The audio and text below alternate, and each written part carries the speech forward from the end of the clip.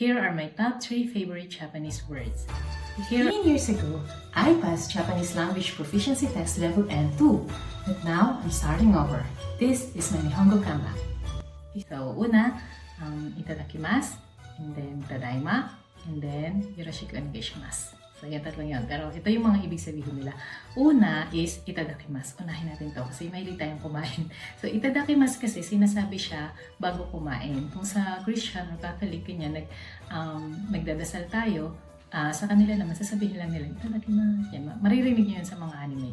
Ganyan. O sa any Japanese movies. So, itadakimasu means, I humbly receive. Parang ganon. Hindi lang siya basta expression kasi parang nagbibigay din siya ng honor dun sa mga live plants and animals na sinacrifice para dun sa meal. So, yun naman yun. Kaya, itadakimasu. And then, favorite word, 1.1. Yan. Kasi ang kakambal naman ng itadakimasu is gochiso sama deshita.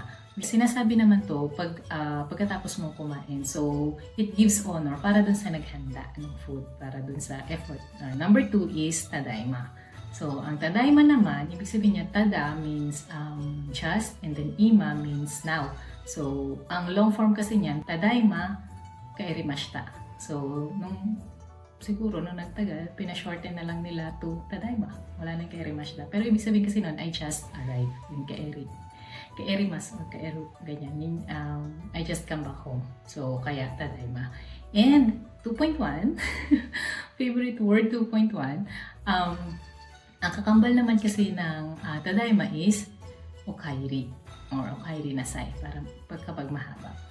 Ibig sabihin naman doon, edi welcome back home. Yan yan, okairi or parang, nandito ka na pala. Nakauwi ka na pala. Yan, okairi. Yan. Okay, last top 3. Yoroshiku onegaishimasu. Ito parang, marami naman akong favorite words sa Japanese kasi parang mas maganda yung mga words nila to give honor. Maganda din naman ang Tagalog, pero ito lang muna yung top 3. So, top 3 is yoroshiku onegaishimasu. So, it can mean, please be nice to me. Ganyan. Kapag nag-i-introduce ka ng sarili mo, please be nice to me. Yan, yoroshiku onegaishimasu. Yung sinasabi nila. And then, pwede ding ibig sabihin nun, I'm counting on you. Kunwari, humingi ka ng favor, pakibili naman ito, yoroshiku ne, o yoroshiku onegaishimasu. And ibig sabihin na din yun, parang advance na thank you. So, yun. Marami namang napagagamitan yung yoroshiku onegaishimasu kasi para siyang yung sa Tagalog na pasuyo naman. Yan, salamat ha. Yan, in advance. So, yun lang muna, top 3 lang muna. Marami pa akong introduce na mga magagandang word ng Japanese. Punta-punta siya. Yan lang. Thank you for watching. Arigatou.